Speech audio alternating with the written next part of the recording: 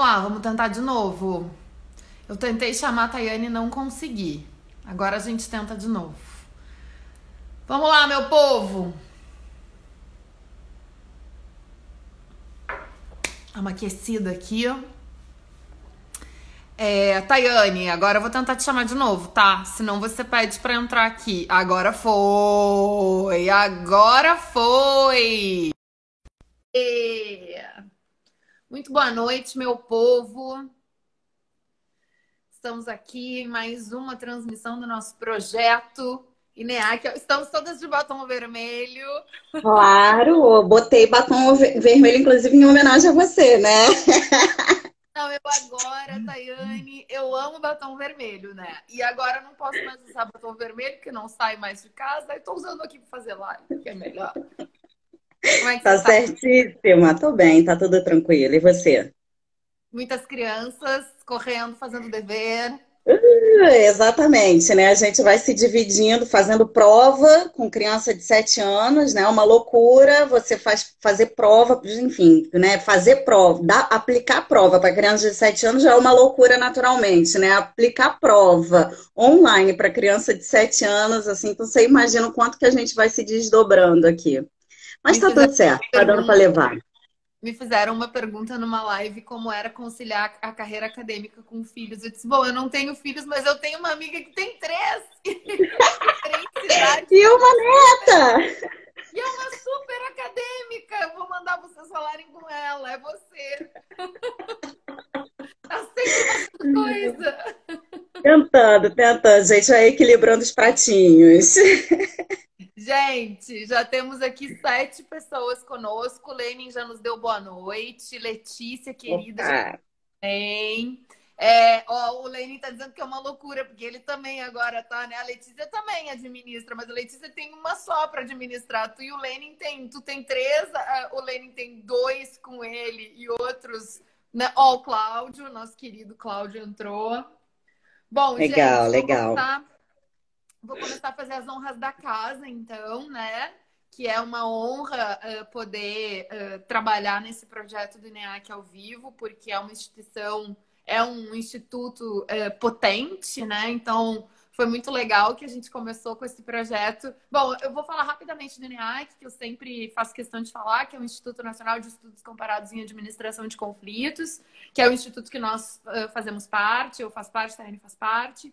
E eu, então, além de falar do INEAC, hoje eu preciso não, porque eu quero também, né? Fazer um agradecimento especial à Tayane, porque desde o ano passado a gente vem trabalhando juntas nessa questão da divulgação. Na verdade, ela vai falar para vocês o tempo que ela trabalha e pesquisa esse assunto, que né, ela pesquisa esse assunto e trabalha com esse assunto há muito tempo.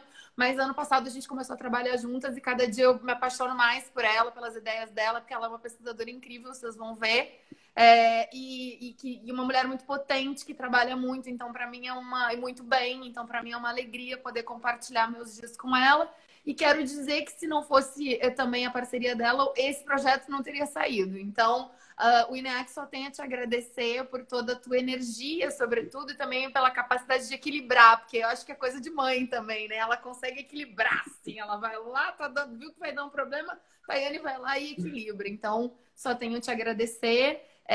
Também agradecer a nossas colegas, Uli, Yolanda, Beth, o Igor, agora o Lenin se chegou com cesta básica, a Bruna, que é uma galera que está fazendo esse projeto sair Ó, a Yolanda chegou aí, esse projeto sair da nossa cabecinha e tomar as redes. Tayane, muito obrigada. Eu vou apresentar a Tayane antes de passar a palavra para ela, gente, porque, ó, eu não sei como, porque esse currículo dessa mulher não dá tempo da gente falar tudo, mas vou falar o básico, que ela é professora, ela é doutora em comunicação social e ela é professora do programa de comunicação da UF, também, obviamente, da graduação, e ela faz um monte de pesquisa, tem um núcleo de pesquisa que ela coordena, que é o núcleo dela.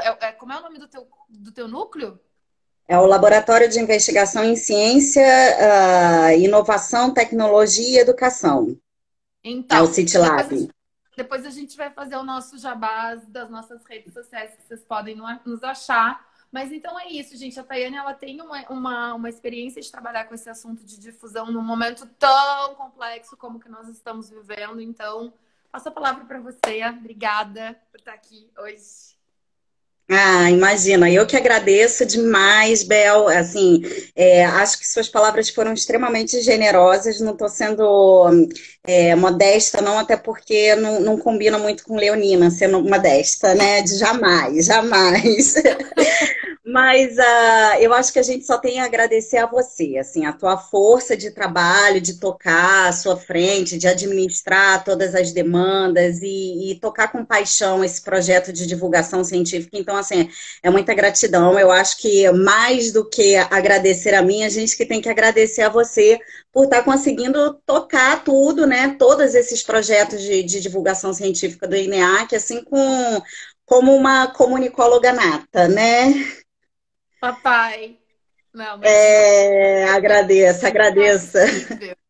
Isso não é possível. É sério, te interrompendo assim, mas é porque realmente a gente faz um trabalho em conjunto, né? Porque um segura, aí a gente não sabe muito bem lidar com as ferramentas, sozinho não dá para fazer isso. O INEC é muito grande. Mas enfim, volta lá. Obrigada. Mas, enfim, né? Imagina. Só me apresentando, né? Rapidinho. Eu sou, como a Isabel falou, sou doutora em comunicação. De mais ou menos uns 2 anos para cá, eu sempre fui envolvida com comunicação científica, né? Ainda que eu ficasse mais nessa parte de editoração científica, que sempre foi uma grande paixão da minha vida, né? Desde o momento que eu entrei no mestrado, a primeira coisa que eu fui fazer, antes mesmo de procurar as disciplinas, foi perguntar, né? Que de revista vocês têm aí para eu ajudar? Né? Então, eu sempre fui muito apaixonada por essa questão da editoração científica e da comunicação da ciência. Né? E os caminhos foram levando a gente a fazer pesquisas em outros temas, mas a questão da comunicação da ciência sempre foi muito forte em mim, né? Então, sempre tive muito envolvimento com isso.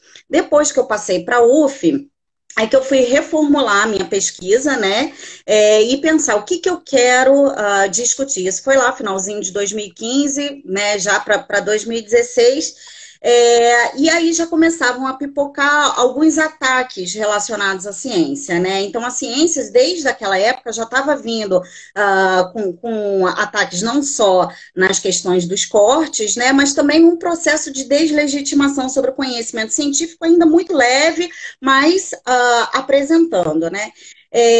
Apresentando alguns indícios. E aí, lá para mais ou menos 2017, quando eu comecei a entrar bastante nessa questão da comunicação da ciência, os ataques acabaram se tornando mais fortes, né? Vindo de diferentes frentes, inclusive lideranças políticas, e aí a questão da disputa sobre a informação científica passou a ser central nas minhas pesquisas, né? Então, eu passei a ficar muito interessada em como primeiro, como que a informação científica circulava nos ambientes digitais, né? A gente vem passando por uma série de processos em que se torna cada vez mais necessário que a gente esteja falando sobre as nossas pesquisas, né, como uma forma até mesmo de ser avaliado, né, a partir de métricas alternativas e etc. Mas também a gente passou a ter essa responsabilidade sobre a divulgação da ciência, aliás, já é uma responsabilidade antiga, uma demanda antiga de uma aproximação com a população, com a sociedade em geral. E nesse meio, eu comecei a me interessar por essas disputas sobre a informação científica que começavam a se configurar nesses ambientes online, né? E aí fui me aventurando, por exemplo, tentando entender como que os teóricos da conspiração consumiam informação científica, como que eles entendiam essa reapropriação de conhecimentos científicos para validar os seus interesses, né? E aí comecei a mergulhar a fundo nessas discussões sobre disputa da informação científica. E hoje é um Então, negócio que tá assim, né? Porque o que a gente está central. vivendo, esse caos que a gente está vivendo em relação à ciência.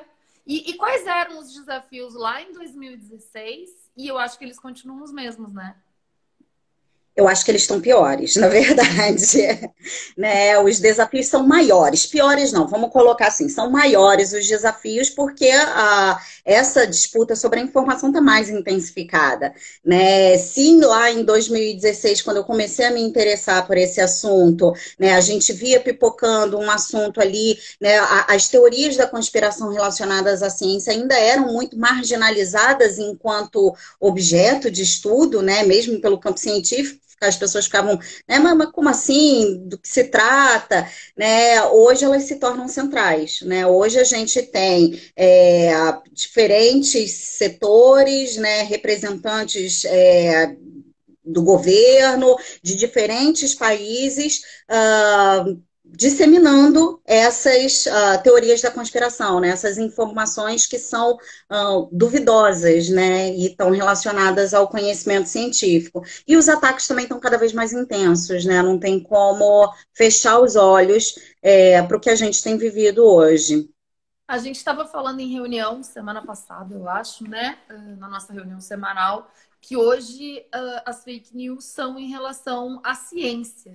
Quer dizer, isso é de uma gravidade, porque, sei lá, terraplanista maluco que quer acreditar que a Terra é plana, o que ele vai fazer? Vai andar de barco e vai ver que não é? Ok. Mas assim, o cara, né, se a gente pensar na questão das vacinas, vamos voltar um pouquinho, a questão das vacinas, quanto teve, né, de gente falando que vacinar não era necessário, e agora, com uma pandemia, quer dizer, os cientistas falando e trazendo evidências científicas, e aí você que é da comunicação, como é que você pensa essa questão da dificuldade da gente se comunicar? Nós, cientistas sociais, né? Mas, enfim, e eu digo, o cientista, porque eu me lembro, por exemplo, eu conheci, há um tempo atrás, conheci um pesquisador que trabalhava com o Antônio Cláudio no laboratório dele.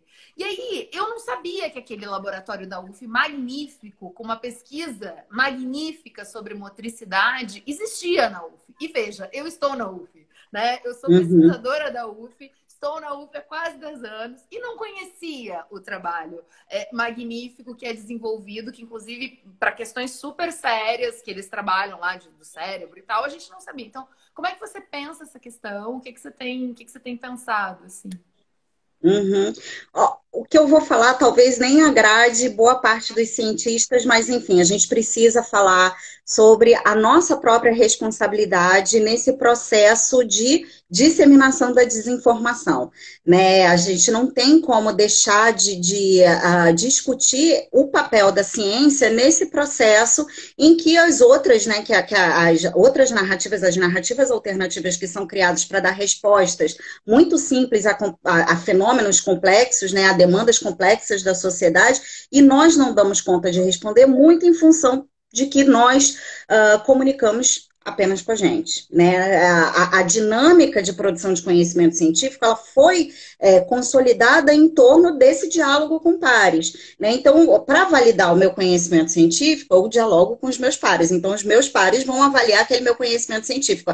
Né? É o chamado da crise das especialidades. A gente está cada vez mais especializado num determinado assunto que só eu e o meu colega, né, e aquele grupo que tem um domínio sobre aquele conhecimento específico que vai saber discutir aquilo. Então, primeiro, a gente precisa discutir essa crise das especialidades, que ela não tem mais, ela não tem mais como se sustentar nos dias de hoje. Né? Há uma demanda da população de entender, né, a ciência, há uma demanda da sociedade de entender o que está sendo discutido ali, né? Só que a gente se fechou muito. Então, acho que esse é o primeiro ponto que a gente precisa debater. Qual é a responsabilidade das próprias instituições científicas nesse processo em que a desinformação ela tem um alcance muito maior do que a própria informação científica, né? Mas é lógico que existem milhares e milhares de outros fatores. Um outro ponto que a gente precisa discutir é um processo que a gente tem vivido, né, de crise institucional, né? Esse processo ele vem em resposta muito a como as instituições elas foram se consolidando. Vou tentar falar de uma maneira muito simples e tentando trazer o próprio exemplo da ciência, né? A ciência enquanto uma instituição central aqui para a nossa discussão, né? A ciência, ao se fechar nela mesma, né, e ter todo um processo de diálogo só entre os pares, né, entre os muros da universidade, que é um jargão que costuma ser falado constantemente, precisamos quebrar os muros da universidade, né? Exatamente, exatamente.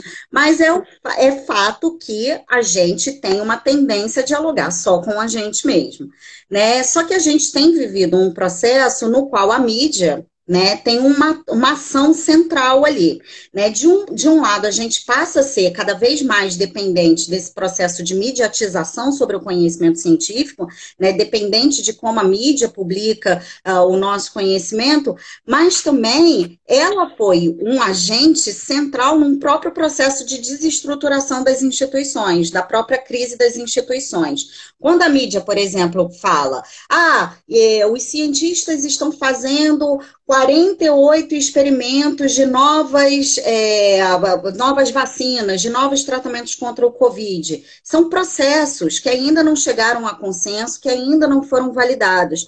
E aí a população chega e fala assim, opa, o dinheiro que né, eu sou um contribuinte, estou contribuindo, né, para o desenvolvimento desse conhecimento. São 48 experimentos que estão sendo desenvolvidos ali, né? O sujeito lá manda tomar cloroquina, o outro manda tomar água sanitária, né? E a mídia vai publicizando essa série de informações que ainda não são consensos dentro da comunidade científica, né? São processos, porque é assim que, enfim, que funciona a ciência, né? A ciência, ela lida com os processos, né? Então, esse é um outro ponto, um diagnóstico que eu faço de um problema que a gente enfrenta, esse processo de mediatização dessas controvérsias científicas frente a um momento no qual a gente vive, né, em que a sociedade ela demanda por respostas rápidas, né? A gente demanda, por outro lado, em responder rapidamente o que a gente não dá conta de responder, né? Porque a gente ainda está debatendo, né? Enfim, né? E junto a um momento em que a gente também atravessa, em que o conhecimento científico já não tem o mesmo prestígio de antes, né? A gente vive num momento em que as experiências individuais elas têm muito mais valor do que o conhecimento de uma comunidade científica inalcançável, né? O sujeito chega e fala assim, bom, olha, pela minha experiência fazer isso, né? A gente ouviu isso de alguns representantes do nosso governo, né? Pela minha experiência, não existe mudança climática, não existe aquecimento global porque estava frio, né? Anteontem estava frio, eu dormi com cobertor, então não existe aquecimento global, né? E aí a pessoa que de fato não sabe do que está sendo debatido ali na comunidade científica, né? Não entende muito bem aqueles jargões que estão sendo reproduzidos dentro daquela comunidade científica, sente frio e fala, realmente aquecimento global não existe, né? Então é um processo, né, muito complicado que a gente vive, né, em que a gente precisa de fato investir no maior diálogo, né, junto à população. A população ela tem demandado cada vez mais de uma maior participação nesse processo de produção de conhecimento, né, de entender como que se dão esses processos, até um conhecimento científico virar um consenso, né? Então, isso a gente precisa ouvir, é uma responsabilidade nossa, né, entender o que é essa demanda da sociedade e, enfim, né, abrir essas portas da universidade, quebrar as paredes da universidade, etc, etc, etc, esses jargões que tentam dar conta do que a gente vive hoje, né? Incluir mais o cidadão, né, nesse processo de produção de conhecimento. Algumas coisas me ocorreram te ouvindo falar. Primeiro é sobre esse papo de abrir a universidade para a sociedade. Eu acho que nós compartilhamos da mesma visão. Sabemos que algumas pessoas não compartilham dessa visão, mas nós sabemos que compartilhamos da ideia de que a universidade é da sociedade, né? Então, a universidade, ela é para e da sociedade. Para nós não existe essa dicotomia. Então, assim, agora, tem uma coisa que eu fiquei pensando enquanto eu te ouvia, que é uma questão que o professor Kant fala muitas vezes. O professor Kant é o coordenador do nosso instituto, para quem está nos ouvindo e não o conhece, e ele fala sobre a questão da cultura oral versus a cultura escrita. E aí isso me ocorreu porque eu pensei na questão da difusão científica. Sei lá, numa sociedade como a sociedade norte-americana, em que o conhecimento circula de uma maneira escrita, justamente porque ele fica público, né? E aí as pessoas podem acessá-lo a qualquer tempo, o Brasil tem uma cultura de oralidade muito grande. E aí eu entro no que eu ia te perguntar. As redes sociais hoje, em que pese elas tenham um ponto negativo, porque aí, claro, todo mundo pode fazer fake news e tudo mais, por outro lado, elas permitem a questão da difusão. Então, a gente consegue ver hoje vários cientistas, vou falar do mais óbvio que está todo mundo vendo, que é o Átila, né? O Átila tá fazendo vídeo no YouTube, tá, né, fazendo vídeo no Instagram, tem uma conta no Twitter muito, muito cheia de gente seguindo ele. Então, assim, ao mesmo tempo que as redes sociais nos trouxeram a possibilidade de fake news, que era o que a gente tinha pensado também fala hoje, né, fake news científica, por outras redes sociais trouxeram a possibilidade da gente se comunicar mais, sem depender da mídia tradicional. Que é também Só que aí é aquilo. Aí eu já vou te devolver a palavra, mas aí eu ouvi na segunda-feira um colega criticando a Gabriela Prioli, sem entrar no mérito, que fez uma live com a Anitta. E a Anitta não entende de ciência política. Só que alguém, pela primeira vez, está explicando para a Anitta a separação de poderes. Quer dizer, isso é difusão científica também. Ok, não é...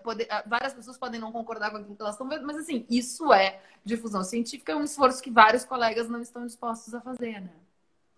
Uhum, uhum.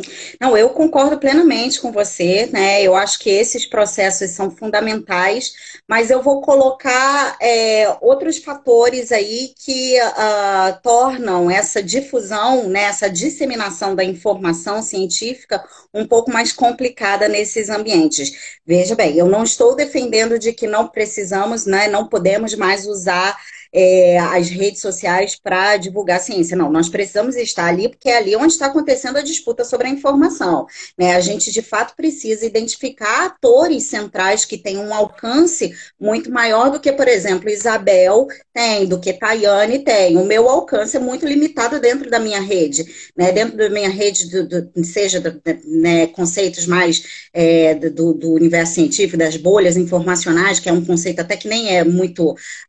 que também não é consenso, mas enfim, vamos continuar. Eu tenho um alcance muito, muito limitado à minha rede, né? Esses outros atores de influência têm um alcance muito maior. Mas eu vou colocar outras cerejinhas aí nesse bolo, né? Só para deixar a situação um pouco mais complicada, né? Se antes a gente tinha a dependência daqueles sujeitos, né, midiáticos, daqueles atores midiáticos para divulgar, né, o que era produzido em termos de conhecimento científico para a população, né? Essa ideia de que as redes sociais, a gente tem um pouco mais de liberdade, né? Que a gente tem um pouco mais de... que a gente tira essa figura do mediador, né? E a gente tem mais autonomia para fazer, ela é tão ilusória quanto a ideia de que o jornalista é isento no processo de definição de agendas para serem publicadas, né? A gente tem outros atores aí nesse processo de disputa sobre a informação. Um deles, que é um ator central, que a gente já tem visto o dano que foi feito para a nossa democracia, né? Que são as próprias mediações algorítmicas. E aí eu nem coloco assim como um fantasma, os algoritmos que mexem. Não, mas são ferramentas dentro de uma dinâmica de circulação da informação que media, né, que delimita o nosso alcance, né, e aí a gente precisa também discutir qual é o papel dessas plataformas que foram fundamentais, por exemplo, para terem disseminado teorias da conspiração há 2 anos atrás, né, para terem disseminado fake news e desinformação política 2 anos atrás, né? A gente precisa debater sobre isso e não, enfim, celebrar esse novo momento de autonomia sobre as redes sociais, porque de fato não existe, né? A gente é mediado por uma série de questões e a informação científica está nesse meio de disputa, né, no meio de uma guerra violenta, né, em que vários conjuntos de atores estão ganhando, né? Então a gente precisa, como uma guerra, entender quem são os nossos inimigos, diagnosticar as nossas redes, entender quem são os atores que estão disseminando a desinformação, né? Entender quem são os atores que podem ser os nossos aliados nessa disputa. Anitta, por que não? Átila, né? É claro, entre outros atores que têm uma influência, né, uma capilaridade gigante dentro da rede e podem alcançar muito mais pessoas do que o cientista que está ali voltado para os seus laboratórios, para a sua vivência, para a sua rotina e que não tem esse mesmo alcance, né, que esses outros influenciadores.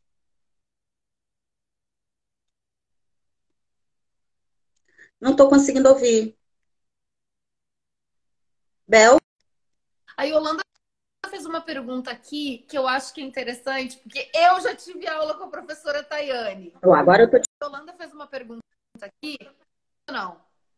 Tá, tá.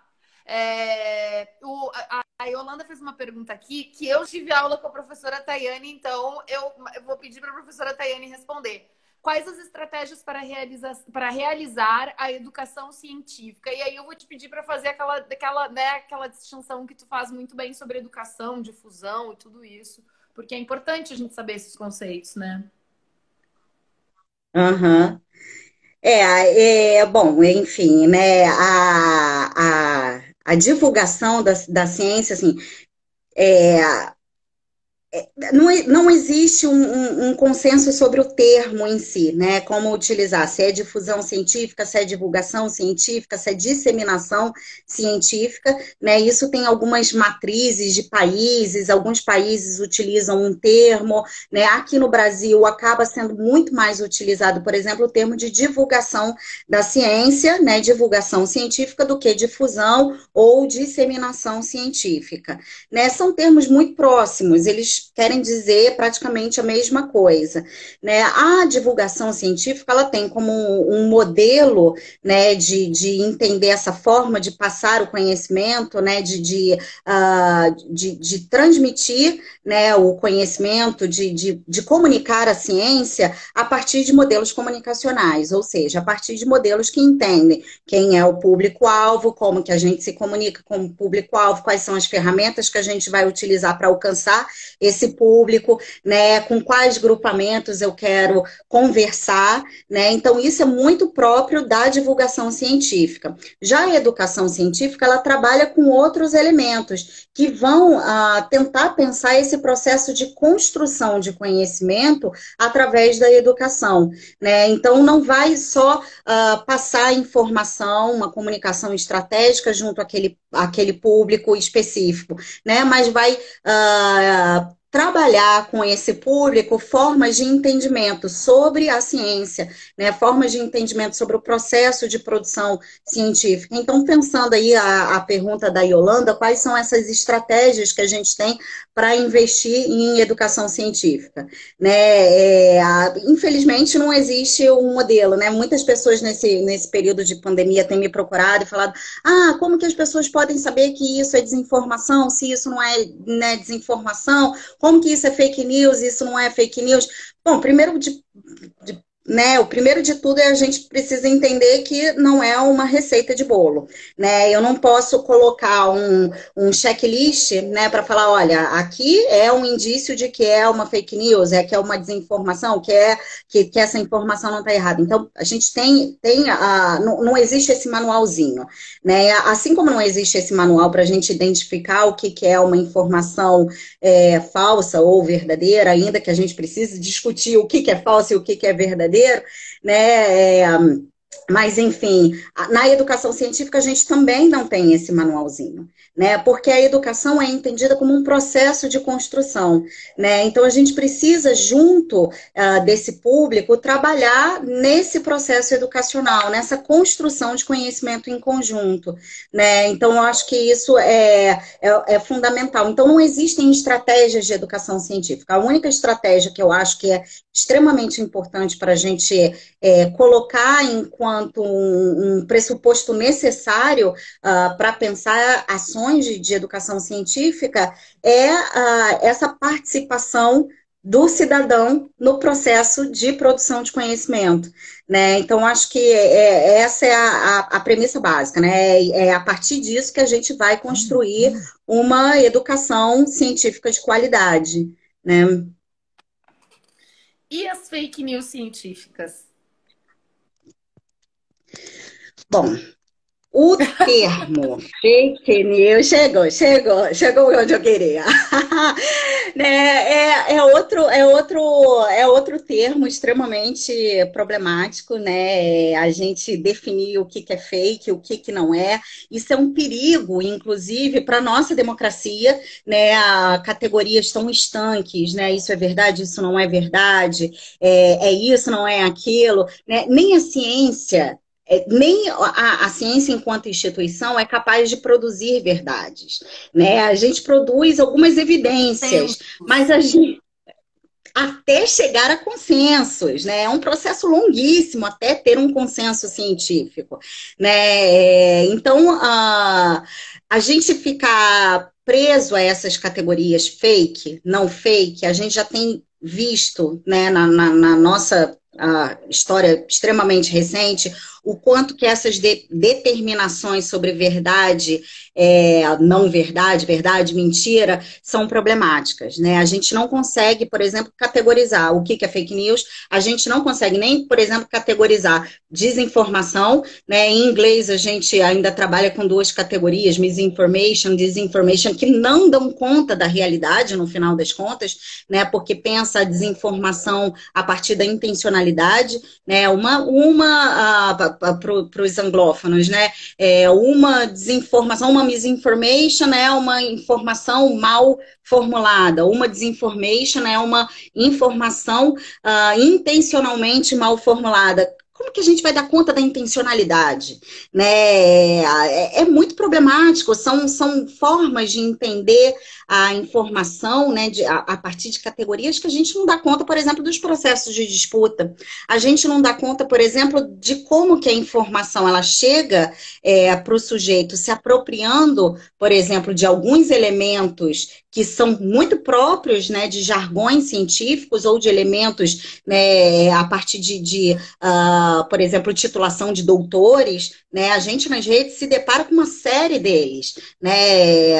Enfim, doutor, não sei das quantas, eu vou evitar de falar aqui, né? A não ser que eu queira ser traqueada pelos algoritmos e aí esses doutores virem conversar comigo, né? Mas a gente tem essa série de doutores que aparecem nas redes e que produzem informação, né? Que produzem, que têm autoridade dentro das suas redes, que têm um alcance gigante dentro das redes, né? E se apropriam de alguns elementos de informação científica para poder disseminar o que eles acreditam ser verdade, né? E aí, como é que eu vou falar que é uma questão de intencionalidade, né? O cara, ele realmente acredita naquilo. É a sua forma de enxergar o mundo, é o seu viés, né, de compreensão sobre o mundo. Então, essas categorias fake, verdade, né, verdade, mentira, misinformation, disinformation, não dá conta dessa disputa sobre a informação, né? Então, a gente vê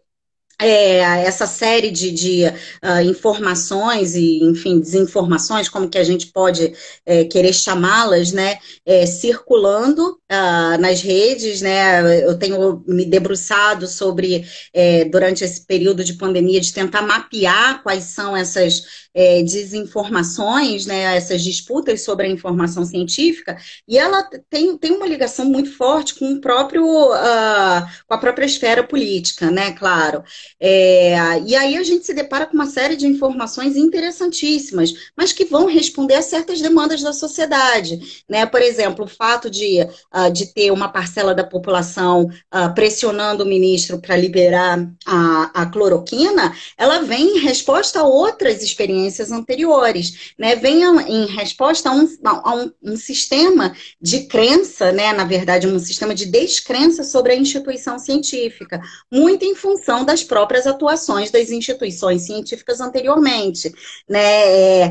Justamente pelo fato do sujeito não acreditar nessas instituições, né? Por não estar crente mais, né? Não ter mais essa crença sobre as instituições que são basilares para a democracia, né? Justamente por não acreditar mais nesse modelo, né, de gestão, de organização do mundo, é que eles vão, enfim, compartilhar essas visões. Tá sendo claro, Bel? Claro, claro, tá sim, tá sim, tá sim. Né? Tô E quietinha aí te a ouvindo. gente se depara com uma série de informações interessantíssimas, né? Por exemplo, há menos de 2 semanas, tiveram várias pessoas no mundo inteiro que estavam queimando torres de 5G, porque de fato acreditam que essa tecnologia é uma disseminadora do Covid, né?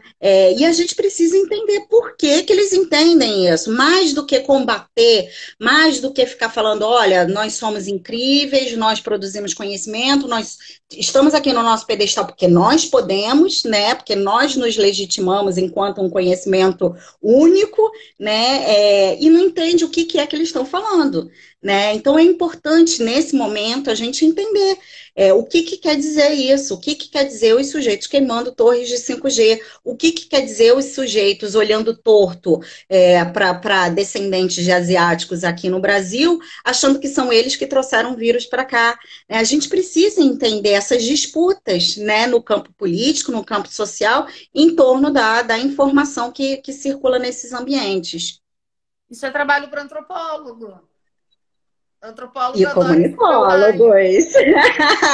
A gente precisa unir forças, né? Claro, A cara, gente não pode se fechar adoro nas o especialidades. entender o como é com a gente, né? A gente gosta disso, mas tu não tem Exato, muita coisa de é. antropólogo. Meu pai é um comunicador normativo, tu não é não. Mas eu, é verdade.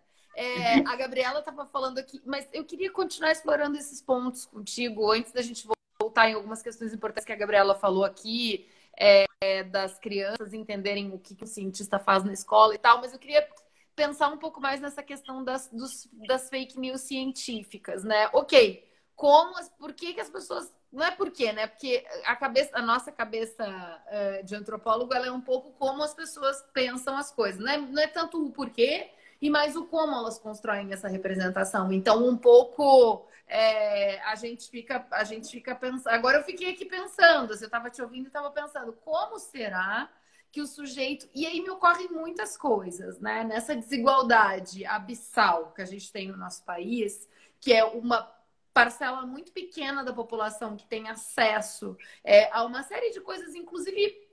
E é inclusive uma questão de um senso crítico, assim, digamos assim, essa coisa de questionar, né? Essa capacidade de produzir reflexão sobre o que se está absorvendo. Quer dizer, eu fico pensando que esse negócio da fake news, ela é muito desafiadora mesmo, porque é Uhum.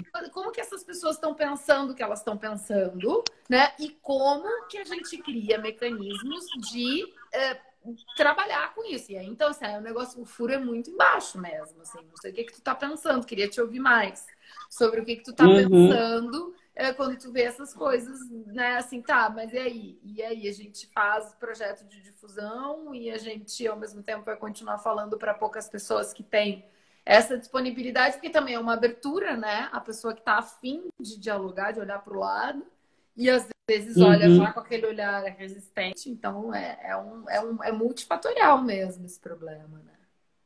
Sem dúvida, sem dúvida. É um problema. Aí, por que que eu falei assim? É um problema para antropólogos, é um problema para comunicólogos também. Né? Não é puxando sardinha para minha área, não, mas é puxando sardinha para minha área. Por Claro. que que eu estou dizendo isso? Né? A gente precisa, nesse momento, unir forças. Né? Unir o conhecimento da antropologia, né? O conhecimento da comunicação, o conhecimento da sociologia, o conhecimento da psicologia, o conhecimento da computação, da área de saúde, né? São conhecimentos múltiplos e diversos que são complementares. Só assim a gente consegue pensar, né, em soluções. Por exemplo, a gente não pode deixar de pensar em soluções para enfrentar a desinformação sem trazer o conhecimento do campo jurídico e da sociologia do direito junto. Porque a gente corre o risco de projetos de lei tramitando aí, que tem aos montes, né? Que a gente teve uma disseminação de projetos para poder enfrentar a desinformação pós-quarentena, né? E que vão contra a princípios de liberdades individuais, né? Que vão contra a própria Constituição, né? Então a gente precisa de conhecimentos múltiplos, a gente precisa, né? A gente precisa do conhecimento do cidadão, a gente precisa, né? As escolas entrem junto com a gente, porque eles estão ali no dia a dia enfrentando todo um problema de estrutura, todo um problema de desigualdade, todo um problema de desvalorização da sua própria profissão, né? Então não adianta eu chegar com um modelinho ou falar, olha, faça assim, assim, assim, assado nas escolas, porque a realidade ali do professor é uma realidade que precisa ser debatida, né, junto dessas ações, né? Enfim, a gente precisa de conhecimentos diversos, né? Alguns desses conhecimentos que a comunicação tem trazido, e eu acho que é extremamente importante para a gente pensar nesse campo de formas de enfrentar o conhecimento da desinformação, é tentar entender por que que os sujeitos compartilham. Mas, assim, é extremamente importante a gente entender por que que os sujeitos produzem, por que, como produzem, como disseminam. Isso é, de fato, extremamente importante. Mas a gente precisa entender o porquê que o sujeito compartilha aquela informação. Né? Por que que ele se depara, por exemplo, com uma... vamos lá, vou usar termos mais leigos, assim, sem complexificar muitos conceitos. Mas por que que ele se depara com uma fake news e compartilha para o grupo, né, falando, não peguem as máscaras das prefeituras porque estão contaminadas com um vírus da China porque veio num lote do avião chinês e blá, blá, blá, blá, blá, blá. Por que que eles compartilham isso? Né? Porque já existe um sistema de crença anterior, né? Uma experiência individual, né? Uma construção individual anterior, que quando ele se depara com aquela informação, primeiro ele vai compartilhar porque é uma forma dele reafirmar aquilo que ele acredita. Né? Então, eu reafirmo o meu posicionamento de mundo através dessa informação que eu recebi. Então, isso é extremamente importante para a gente pensar, que aí tem diálogo com a antropologia, tem diálogo com a comunicação, tem diálogo com a psicologia. Né? São áreas que acabam dialogando, porque a gente vai pensar justamente em como esses sujeitos pensam, o que que eles sentem, né? E como que eles vão se comportar mediante uma informação. Né? Então, a comunicação tem discutido essas questões, né? Qual é o porquê que esses sujeitos compartilham essas informações, né? E além disso, além desse reforço, né, sobre o seu sistema de crença, sobre o seu viés de mundo, uma forma de se posicionar dentro de um campo no qual ele já percebeu que a informação é um campo de disputa, então ele se posiciona em qual lado ele está, né, e olha, estou compartilhando isso porque eu de fato acredito nessas questões, né, mas também porque ele acredita que essa informação pode ser valiosa, então ele retém essa informação e o ato de compartilhar dá para ele a sensação de poder, né, de estar passando generosamente uma informação adiante. Então, são questões, por exemplo, pensar dádiva, né, gratificações, pensar tudo isso é extremamente importante para a gente entender o comportamento dos sujeitos. Né? Então, são duas das questões que estão sendo debatidas, entre outras, no campo da comunicação, mas que são fundamentais para a gente pensar um pouquinho nessa questão das fake news, né, da desinformação circulando nos ambientes digitais. Eu fiquei pensando muito agora te ouvindo que você falou da questão do poder, né? E aí tem a ver com a sociedade também desigual, em uma sociedade em que o poder não circula. Quer dizer, como algumas pessoas querem controlar o poder e elas controlam o poder através da circulação do conhecimento, então você controla e aí você não compartilha. Isso no direito é muito comum. Eu falo, vou puxar a brasa pelo meu assado, mas isso é muito comum, porque a pessoa que tem a melhor tese, é aquela que tem uma tese que ninguém conhece. Então, assim, é o cara que tá ali dominando um conhecimento, entendeu? E nem diz qual é a fonte. Então, assim, puxando a brasa para o meu campo de pesquisa, né? Aí eu queria aproveitar umas perguntas aqui que eu já vi. O Lenin falou que é muito bom. Tá todo mundo te dizendo aqui várias coisas maravilhosas, mas depois tu olha os comentários bons, eu vou para as perguntas, porque comentário bom tá cheio aqui. Letras UF. Pergunta: na área da comunicação, o quanto a análise discursiva é levada em consideração ao avaliar a veracidade das notícias? Uhum. Certo.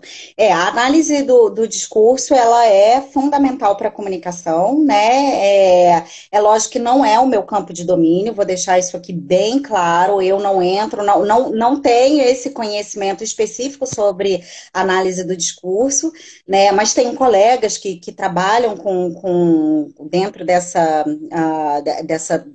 área de conhecimento, mas é fundamental, né? É fundamental para a gente pensar nessa compreensão mais detalhada, né, mais profunda, vamos dizer assim, sobre os discursos propagados nesses ambientes digitais. Né? Para o campo da comunicação, tem sido utilizado como uma ferramenta metodológica muito útil, muito válida, muito importante para a gente entender os tipos de discursos que são disseminados, né? Tem outras vertentes, né? E aí não só da comunicação, mas de outras áreas, que têm utilizado muito essa questão da análise de discurso para pensar categorizações, né, verificações da informação, para poder categorizar se a informação é falsa, se é uma apropriação discursiva, né, uma apropriação, por exemplo, aquilo que eu falei dessas fake sciences, né, desse processo de apropriação de elementos do discurso científico no processo de compartilhamento, no processo de produção de desinformação. Né? Então, a análise do discurso ela tem sido muito útil nesse sentido, para uma série de vertentes dentro desse campo, tanto da comunicação como de outras áreas, para entender, né, e para se analisar o que está sendo discutido, né, o que está sendo compartilhado, o que está sendo disseminado por diferentes atores nesses ambientes digitais. Bom, a gente está já chegando aí nos últimos 15 minutos finais do nosso. É muito rápido, né? Passa rápido. E o Instagram, quando vem, ele nos derruba. Então, não sei como é que você quer encaminhar para o encerramento. Enfim, estou te passando a palavra, porque a gente tem mais 15 minutos. Eu acho que a gente pode abrir também para perguntas, ver o que tem de perguntas aí e o que você quer, enfim. Deixa eu ver. Bom, vou lá. Hoje eu dei uma aula na Unicinos, né, que eu quase terminei muito frustrada, que a pessoa virou e me perguntou assim, como a gente tem vivido um processo de buscas de respostas, né, e a gente quer respostas rápidas, e eu falo a gente porque, enfim, apesar de ser cientista, apesar de ser comunicóloga e pesquisadora, eu sou cidadã, a gente quer respostas, né, a gente quer saber, gente, quando é que vão inventar essa vacina, quando que vão inventar o tratamento, quando que eu vou sair, quando que eu vou para a praia de novo, né, quando que eu vou ver meus familiares e poder abraçá-los tranquilamente. Então, a gente tem sido cada vez mais cobrado nesse exercício de futurologia, né, que a gente não dá conta de responder. E aí eu fui perguntada, né, o que eu achava que ia ser do mundo pós-pandemia. E a minha resposta foi, assim, triste, foi desastrosa, foi extremamente pessimista, porque a gente sabe, né, fazendo uma analogia à pandemia, né, fazendo essa analogia aos picos, né, de contágio, estágio, né, a gente consegue ver que o pico da desinformação está muito longe de ser alcançado, né? A gente ainda vai enfrentar tempos extremamente nebulosos, né, tenebrosos. A gente sabe que o obscurantismo vai vir com força, já está vindo com força, já está sendo exercido aí entre diferentes representantes do governo. E aí eu terminei a minha fala assim, gente, eu estou terminando uma aula com alunos de graduação e de mestrado de uma maneira tão pessimista e fiquei mal comigo mesma, né? Mas aí eu aproveito a oportunidade né, de tentar aliviar a minha culpa, né? Da minha aula de hoje de manhã, para poder passar pelo menos uma mensagem positiva nesse meio, né? O que a gente tem observado é uma urgência de debater a questão da ciência aberta, do conhecimento aberto, né? Tem sido cada vez mais urgente a gente, se antes quem tivesse a informação precisa, que aí é aquilo que você falou, né, Bel? Aquela minha tese ali guardada, 7 chaves, como um elemento de poder, um my ring, que ninguém, né, que só eu tenho aquele poder, e isso se consolidou enquanto uma dinâmica de produção de conhecimento por décadas, né, por séculos. Hoje a gente sabe que não é um modelo sustentável, né?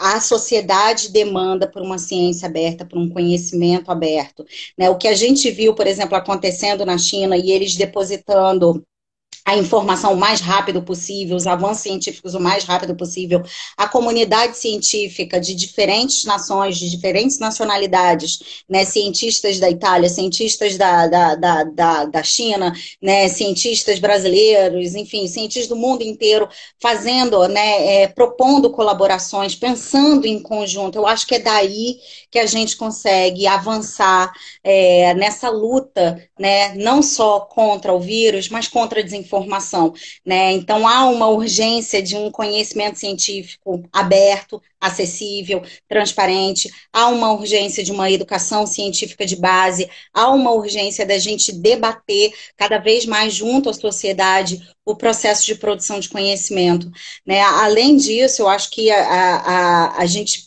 né, e aí eu também não gostaria de terminar de novo a minha fala de uma maneira muito pessimista, mas não tem como a gente não deixar esse alerta, não falar sobre esse alerta, porque eu acho que é um momento em que se pede para a gente, enquanto cientista social, enquanto, enfim, cientistas de diferentes áreas do conhecimento, da gente se posicionar, né? A gente precisa se atentar sobre as ameaças ao regime democrático que a gente tem enfrentado, né? A pandemia, ela trouxe isso. Primeiro, ela trouxe a questão da desigualdade se tornando cada vez mais latente, né? Não tem como negar toda a desigualdade que a gente tem no país, no mundo, né? Isso se torna mais evidente diante da pandemia, mas a gente está num momento em que a gente está atravessando, no qual a democracia ela já está fragilizada, né? Muito em função dessas crises institucionais que eu já falei um pouquinho antes, né? Mas que a gente ainda tem outros riscos a enfrentar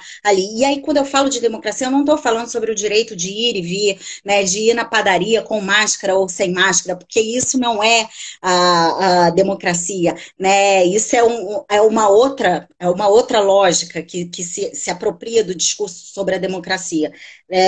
Então, o que a gente precisa é discutir as ameaças que começam a se desenrolar nesse cenário sobre a nossa democracia. Ameaças, por exemplo, em que se atribui a poderes a certas instituições, né? E aí eu vou falar claramente, né, no meu campo de conhecimento, que é o campo da comunicação, né, o poder que se atribui às plataformas digitais, Facebook, Twitter, YouTube, em retirar conteúdos do ar, né? A gente pode celebrar que aquele influenciador de teorias da conspiração hoje está ali sendo retirado. O perfil dele foi deletado essa semana. Os grupos de teóricos da conspiração que eu faço parte, né, já que, enfim, é um grupamento que me interessa muito, então eu estou em campo há quase 2 anos com esses sujeitos. Então, se há 3 dias atrás eles estavam numa tristeza danada porque esses influenciadores tiveram seus perfis deletados, né, amanhã Pode estar a gente que está denunciando as mazelas sociais, tendo nossos perfis deletados e o nosso direito sobre o consumo informacional sendo vetado.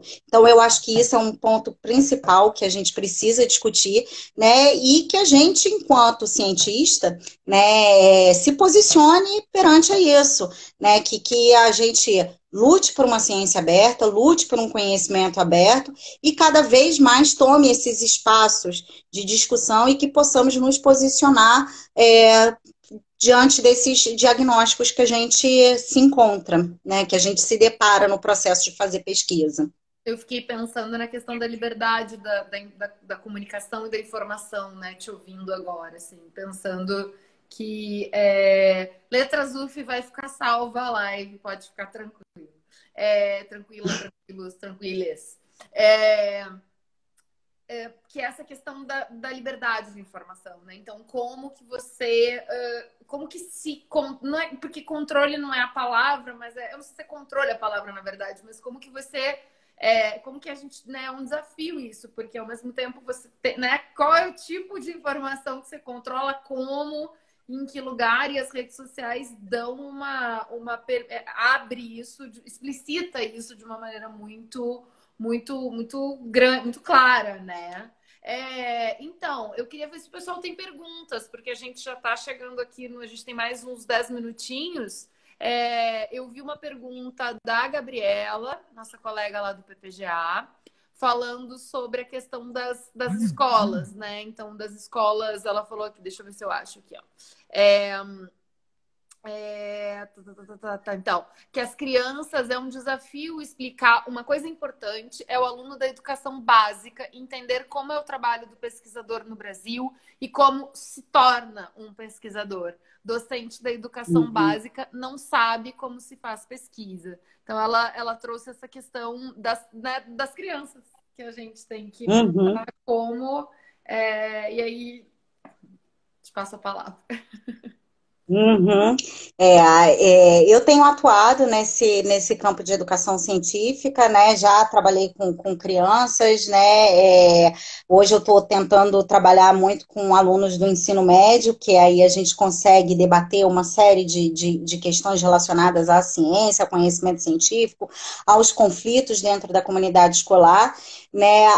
Mas eu acho que esse diagnóstico da Gabriela é extremamente importante. Eu acho que é aquele ponto em que a gente, não só pela Gabriela também ser pesquisadora, mas também porque ela também é professora, né? Ela sabe essa realidade mais do que eu, que estou ali na universidade lidando com jovens adultos, né? Ela vai saber a dificuldade que é, de fato, lidar com isso, né? Mas eu acho que vai ao encontro daquilo que você falou. O conhecimento científico não é um direito. Quer dizer, era para ser um direito, mas é um privilégio, né? Não são todos os que sabem o que acontece dentro de uma universidade, né? Tanto que acham que a gente está fazendo balbúrdia, tanto que acham que a gente está, enfim, plantando maconha, tanto que acham que a gente está fazendo várias outras coisas que não ciência, e quando a gente está ali se descabelando para produzir conhecimento, mesmo com verbas muito reduzidas, né?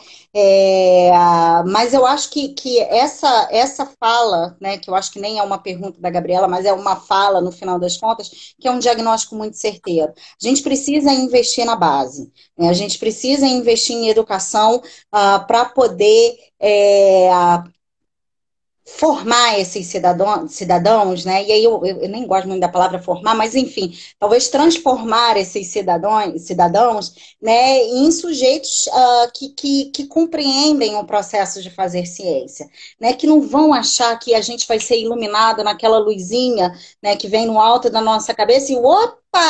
Eu sou uma pessoa muito genial e eu tenho conhecimento científico, né? E agora eu sou um cientista. Mas vai entender que é um processo. E é um processo árduo, né? Não é um processo fácil, é um processo de muita luta, de muita discussão, né? Para um conhecimento ser considerado um conhecimento válido, a gente tem que debater em várias esferas, né? A gente tem que debater em congresso, a gente tem que debater com os nossos pares, com os nossos colegas de departamento, com os nossos grupos de pesquisa, a gente tem que publicar, a gente tem que esperar esse artigo ser reconhecido, ou ser criticado, ou ser rejeitado, né? Então é um processo. É um processo assim longo. Então a gente passar para a criança, para o jovem, né, o entendimento sobre o processo de fazer ciência, né, que desmistifica essa ideia de sujeitos iluminados que nós construímos sobre nós mesmos, né? Eu acho que é importante ressaltar isso, que esse processo de pensar